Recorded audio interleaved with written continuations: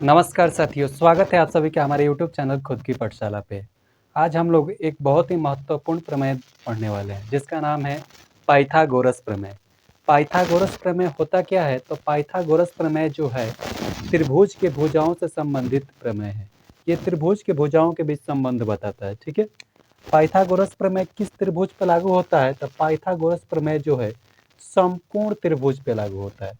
हमने त्रिभुज के प्रकार के बारे में ऑलरेडी एक वीडियो बना दिया है जिसमें सभी त्रिभुज के बारे में बता दिया गया है और त्रिभुज के जितने भी कटान बिंदु होते हैं उन सब की चर्चा कर दी गई है, ठीक है। तो आप वो वीडियो नहीं देखे होंगे तो आपको प्ले लिस्ट में भी वीडियो मिल जाएगा और डिस्क्रिप्शन में लिंक भी मिल जाएगा, वहाँ से आप वीडियो जाकर देख सकते हैं, ठीक है। तो चलिए पाइथागोरस प्रमेय कहता क्या है और पाइथागोरस है कौन, थोड़ा सा इनके बारे में जान लेते हैं। पाइथागोरस प्रमेय कहता है यदि कोई समकोण त्रिभुज हो, समकोण त्रिभुज का मतलब होता है उसका एक कोण कितना होना चाहिए? 90 डिग्री का होना चाहिए। तो उसके ठीक सामने वाला भुजा, समकोण शीर्ष के ठीक सामने वाला भुजा, समकोण शीर्ष कौन सा है? तो समकोण शीर्ष बी है। इसके ठीक सामने वाला भुजा कौन सा है? तो AC है। इसके ठीक सामने वाला भुजा ये वाला AC है, ठीक है। इसको क्या कहते हैं? इसको कहते हैं कर्ण कहते हैं। इसको कर्ण कहते हैं। समकोण के ठीक सामने वाले भुजा को कर्ण कहते हैं। अन्य दो भुजा को हम एक को आधार कह लेते हैं और एक को क्या कहते हैं? एक को कर्ण, एक को लंब कह लेते हैं, ठीक है। तो पाइथागोरस जो है, पाइथागोरस बताते हैं कि यदि किसी समकोण त्रिभुज में कर्ण का वर्ग किया जाए, कर्ण का वर्ग किया जाए, वर्ग का मतलब क्या होता है? उस पर पावर 2 चढ़ाया जाए, कर्ण का वर्ग किया जाए तो अन्य दो भुजाओं के वर्गों के योगफल के बराबर आएगा। कर्ण का वर्ग किया जाए तो अन्य दो भुजाओं के वर्गों के योगफल के बराबर आएगा, अर्थात लंब का वर्ग, लंब का वर्ग प्लस आधार के वर्ग के बराबर आएगा, प्लस आधार के वर्ग के बराबर आएगा, ठीक है। पाइथागोरस यही बताते हैं। पाइथागोरस हैं कौन? तो पाइथागोरस जो है समाओ द्वीप समूह के रहने वाले हैं। समाओ, समाओ, ये समाओ द्वीप समूह है कहाँ? तो समाओ द्वीप समूह जो है आपका प्रशांत महासागर में है, प्रशांत महासागर, ठीक है। बस इतना ही इनके बारे में, ज़्यादा कुछ नहीं। चलिए तो शुरू करते हैं आज के प्रमेय को। आज का हमारा सेशन होगा पाइथागोरस प्रमेय पर, जो क्लास 10th के लिए बहुत ही महत्वपूर्ण होगा। इसमें कम से कम आपको एग्जाम में 5 नंबर तो हमेशा पूछ ही लिए जाते हैं। 5 नंबर इस प्रमेय से कहीं नहीं जाने वाले हैं। 5 नंबर आपको देकर ही जाएगा ये प्रमेय, ठीक है। तो इस प्रमेय को बहुत ही ध्यान से देखिएगा। चलिए तो शुरू करते हैं आज के थ्योरम को। पाइथागोरस प्रमेय कहता है कि यदि किसी समकोण त्रिभुज के, हम यहाँ पे एक समकोण त्रिभुज बना ले रहे हैं। पाइथागोरस प्रमेय कहता है कि यदि किसी समकोण त्रिभुज के कर्ण का वर्ग अन्य दो भुजाओं के वर्ग के बराबर होगा। अभी मैं आपको सारे भुजाओं के बारे में बता दिया है कि कर्ण किसे कहते हैं। कर्ण किसे कहते हैं? जो हमारा 90 डिग्री का कोण होता है उसके ठीक सामने वाले भुजा को कर्ण कहते हैं। यानी ये वाला भुजा हमारा क्या हुआ? कर्ण हो गया। आधार इसको मान लेते हैं और इसको क्या मानते हैं? इसको लंब मानते हैं। ये आधार और लंब निश्चित नहीं होते हैं, आपको ये चीजें ट्रिग्नोमेट्री सेक्शन में क्लियर हो जाएगा, ठीक है, कि आधार क्या होता है, लंब क्या होता है। अभी फिलहाल जितना जरूरत है उसमें से सबसे ज्यादा आप कर्ण पर ध्यान दीजिए। कर्ण जो होता है हमेशा फिक्स होता है, 90 डिग्री के ठीक सामने वाला भुजा आपका कर्ण होता है, ठीक है। तो चलिए हम लोग इसे सिद्ध करते हैं। सिद्ध करने में हम लिख रहे हैं विशेष प्रतिज्ञा में। हम क्या लिखेंगे? विशेष प्रतिज्ञा में लिखेंगे माना त्रिभुज, माना त्रिभुज ABC समकोण है। ABC क्या है? समकोण त्रिभुज है, समकोण त्रिभुज है, ठीक है। त्रिभुज ABC जो है समकोण त्रिभुज है, हमने इसको मान लिया, जिसमें जिसमें कोण B बराबर 90 डिग्री, यानी कोण B जो है समकोण है, जिसमें कोण B समकोण है, जिसमें कोण B समकोण है तथा AC कर्ण है। AC भुजा क्या है? तथा AC भुजा जो है हमारा कर्ण है। तो हमें सिद्ध करना है, तो हमें सिद्ध करना है, सिद्ध करना है। क्या सिद्ध करना है? हमें क्या सिद्ध करना है? तो हमें देखिए ऊपर कह रखा है कि कर्ण का वर्ग जो होगा अन्य दो भुजाओं के वर्ग के बराबर होगा। अर्थात AC है हमारा, क्या है? AC हमारा कर्ण है, तो अर्थात AC का जो वर्ग होगा अन्य दो भुजाओं AB के वर्ग के बराबर, AB के वर्ग प्लस AC का जो वर्ग होगा AB के वर्ग प्लस BC के वर्ग के बराबर होगा। अर्थात हम कह सकते हैं कि कर्ण का जो हमारा वर्ग होगा, कर्ण का हमारा जो वर्ग होगा, कर्ण का जो हमारा वर्ग होगा लंब के वर्ग प्लस आधार के वर्ग के बराबर होगा, प्लस आधार के वर्ग के बराबर होगा। ठीक है, चलिए इसे हम लोग सिद्ध करते हैं। सिद्ध करने से पहले इसमें कुछ रचना करना पड़ेगा। रचना, रचना में हम करेंगे क्या? तो रचना में हम शीर्ष B से AC पर एक लंब डाल देंगे, शीर्ष B से AC पर एक लंब डाल देंगे AD। ठीक है, तो लिखेंगे रचना में शीर्ष B से AC पर BD लंब AC खींचा। ठीक है, हमने क्या किया? शीर्ष B से AC पर BD लंब AC डाला है। ठीक है, अब लिखेंगे उत्पत्ति में। उत्पत्ति, देखिए लंब डाले क्यों है?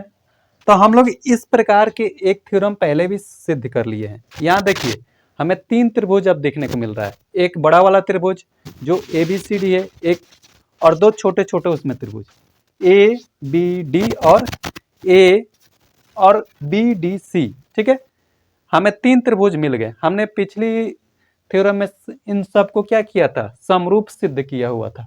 वो वाला वीडियो आप नहीं देखे हैं तो जाकर देख सकते हैं। ठीक है, तो हमें यहाँ क्या सिद्ध करना है? यहाँ भी हम लोग समरूप ही सिद्ध करेंगे, लेकिन देखिए किस प्रकार से करेंगे।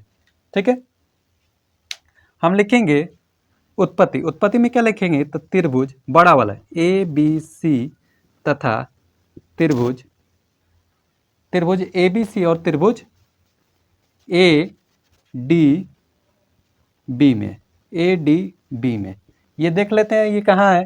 तो बड़ा वाला त्रिभुज जो है हमारा त्रिभुज ABCD है, और ये हमारा छोटा वाला त्रिभुज ADB है। ठीक है, इसके अंदर जो ये छोटा वाला त्रिभुज है ये त्रिभुज ADB है। इसमें देखिए क्या क्या बराबर है।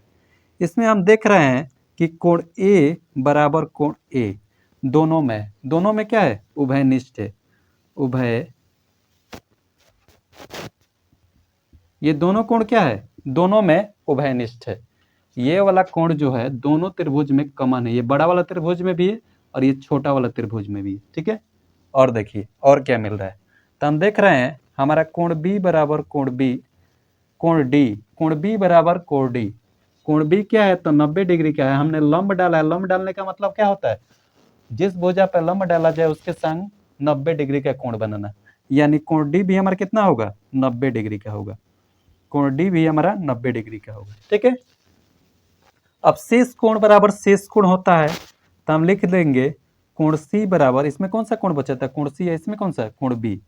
कोण C बराबर कोण B शेष कोण से, शेष कोण से। ठीक है, यहाँ देख रहे हैं कि त्रिभुज ABC और त्रिभुज ADB के सभी कोण जो है आपस में क्या है? बराबर हो गए। तो हम लोग पढ़े हुए हैं कि यदि किसी त्रिभुज के सभी कोण आपस में बराबर हो जाए तो वह त्रिभुज क्या होता है? समरूप होता है।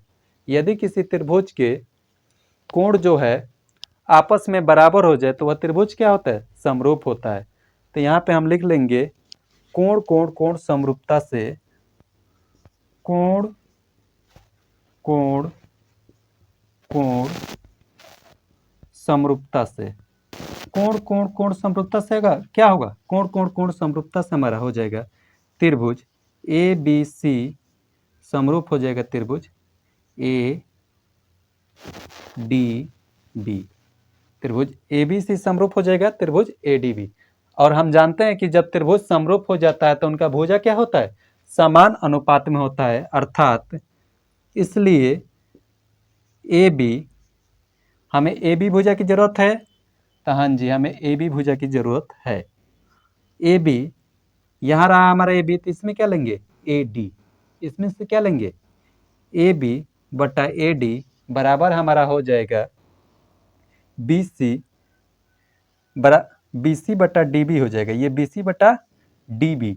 लेकिन डी बी भुजा के हमें सिद्ध करने में कोई जरूरत ही नहीं, इसमें डी बी की कहीं चर्चा ही नहीं की गई, इसलिए हम डी बी को लिखेंगे ही नहीं। ठीक है, डी बी को छोड़कर हम लिखेंगे ए सी को। ए सी जब इसमें यहाँ से फर्स्ट और लास्ट लिए हैं तो इसमें भी क्या लेंगे फर्स्ट और लास्ट, ए बी, इसमें क्या है फर्स्ट लास्ट ए बी है। तो हम देख रहे हैं यहाँ हमारा हो जा रहा है, तिरछा तिरछी गुणा कर लेंगे, तिरछा तिरछी गुणा करने पर क्या हो जाएगा A B into A B यानी A B square, A B into A B square बराबर हमारा हो जाएगा A D into A C, A D into A C. ठीक है, ए डी इंटू ए सी, इसको मान लेंगे हम समीकरण फर्स्ट, इसको क्या मान लेंगे समीकरण फर्स्ट। आगे चलिए,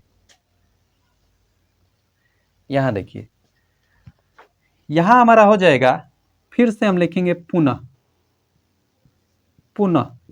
अब कौन सा त्रिभुज लेंगे, फिर से लेंगे बड़ा वाला त्रिभुज ए बी सी, बड़ा वाला त्रिभुज ए बी सी। और मैंने एक बार ये छोटा वाला त्रिभुज ले लिया था, अब दूसरा वाला त्रिभुज लेंगे। दूसरा वाला त्रिभुज कौन सा, बी डी सी, त्रिभुज ए बी सी और त्रिभुज B D C, A B C और त्रिभुज बी डी सी। ठीक है, अब देखिए हम इसमें देख रहे हैं कि हमारा कोण बी बराबर कोण डी होगा, क्योंकि ये दोनों कोण क्या है 90 डिग्री के हैं, दोनों कोण कितना का है 90 डिग्री के हैं। ठीक है, उसी तरह से हम देख रहे हैं कोण सी बराबर हमारा कोण सी हो जाएगा, क्योंकि ये क्या है उभयनिष्ठ है, ये कोण क्या है दोनों त्रिभुज में, बड़ा वाला में भी और छोटा वाला में भी, ये क्या है उभयनिष्ठ है। ठीक है, यहाँ लिख देते हैं उभयनिष्ठ, उभयनिष्ठ। ठीक है, उसके बाद हमारा हो जाएगा शेष कोण, शेष कोण क्या होगा कोण ए बराबर कोण बी, शेष कोण कोण ए बराबर कोण बी, शेष कोण कोण ए बराबर कोण बी।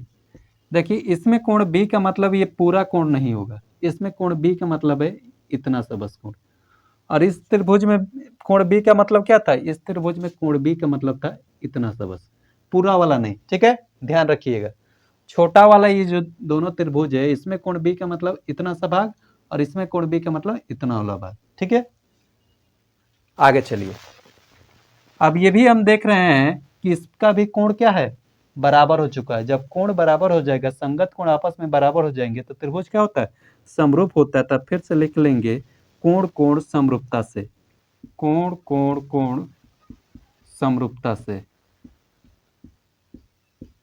कोण कोण कोण समरूपता से क्या हो जाएगा, तो कोण कोण कोण समरूपता से ये वाला त्रिभुज और ये वाला त्रिभुज क्या होंगे समरूप हो जाएंगे। तो लिखेंगे त्रिभुज ए बी सी समरूप त्रिभुज बी डी सी, समरूप त्रिभुज बी डी सी। ठीक है, तो इसमें क्या किए थे, जब समरूप सिद्ध किए हुए थे तो इनके भुजाओं को अनुपात में लिखे थे, इसका भी भुजाओं को हम अनुपात में लिखेंगे। इसमें सबसे पहले लिखते हैं ए बी, लेकिन इसमें देख रहे हैं ए बी लिखेंगे तो इसमें क्या लिखना पड़ेगा बी डी, और बी डी भुजा को हमें जरूरत ही नहीं है, इसलिए ए बी को हम छोड़ देते हैं। आगे बढ़ते हैं, आगे हमारा हो जाएगा बी सी, तो हम लिखते हैं बी सी, इसमें जब बी सी लिखें तो इसमें क्या लिखेंगे डी सी, बी सी बटा डी सी बराबर हमारा हो जाएगा ए सी बटा में क्या होगा बी सी, ए सी बटा बी सी, इसको भी हम तिरछा तिरछी गुणा कर लेंगे। ठीक है, तब B C into B C क्या होगा B C square, B C into B C square, तो बी सी स्क्वायर बराबर हमारा क्या हो जाएगा, तो बी सी स्क्वायर बराबर हमारा हो जाएगा D C into A C, D C into A C. ठीक है, डी सी इंटू ए सी, इसको मान लेते हैं समीकरण सेकेंड, इसको क्या मानते हैं समीकरण सेकेंड। अब देखिए, अब लिखेंगे समीकरण फर्स्ट प्लस सेकेंड से, अब लिखेंगे हम समीकरण फर्स्ट प्लस सेकेंड से। यहाँ हम लिख रहे हैं, ध्यान देखिए दीजिएगा, समीकरण फर्स्ट जोड़ सेकेंड से, अर्थात समीकरण पहला और दूसरा को जोड़ने पर। तो जोड़ने पर हम क्या लिखते हैं, इसका LHS को एक साइड लिखते हैं और RHS को एक साइड लिखते हैं। ठीक है, तो इसमें LHS क्या है समीकरण फर्स्ट में, तो इसमें है A B square, A B square. ठीक है, इसका LHS लिख लिए। इसमें क्या दिया है बी सी स्क्वायर, तो इसका भी LHS लिख दे रहे हैं, BC स्क्वायर, ठीक है। AB square plus BC square बराबर का चिन्ह अब दे देंगे। अब दोनों का RHS लिखेंगे, RHS यानी राइट हैंड साइड, LHS यानी हमारा जो लेफ्ट हाथ है वो हमारे लिए LHS होगा, जो हमारा राइट हाथ के तरफ होगा वो हमारे लिए RHS होगा, ठीक है। तो यहाँ पे क्या दिया है, AD इंटू AC, तो लिख देते हैं AD इंटू AC, ठीक है। जोड़ का चिन्ह है तो जोड़ का चिन्ह दे देते हैं, यहाँ जोड़ का चिन्ह है इसलिए जोड़ का चिन्ह दिए। अब क्या कह रहा है, DC into AC, DC into AC, ठीक है। यहाँ देखिए AB square plus BC square, हमें लाना क्या था, तो AB square plus BC square, same चीज आ चुका है, ठीक है। अब देखिए ये सेम चीज तो हमारा आ चुका है, लेकिन इस साइड चाहिए हमें AC स्क्वायर, जो कि अभी नहीं आया, तो उसको लाने की कोशिश करेंगे। AB स्क्वायर को हम जेम कहते हैं छोड़ दे रहे हैं। यहाँ देखिए AC AC, अब बीच में क्या है, जोड़ का चिन्ह, इसलिए हम AC क्या कर लेंगे, AC को हम कॉमन निकाल लेंगे, AC को हम कॉमन निकाल लेंगे, ठीक है। AC को इसमें से कॉमन निकाल लिए तो इसमें क्या बचा, AD, इसमें से जब कॉमन लिए AC तो इसमें क्या बचा, AD, इसमें क्या बचा, तो इसमें बचा DC, इसमें से जब AC गायब हो गया तो बचा क्या, DC, ठीक है। अब देख रहे हैं AD और DC है कहाँ, तो ये देखिए AD, यहाँ से यहाँ तक की लंबाई को AD, उसके बाद कह रहा है DC, यानी यहाँ से यहाँ तक की लंबाई को DC।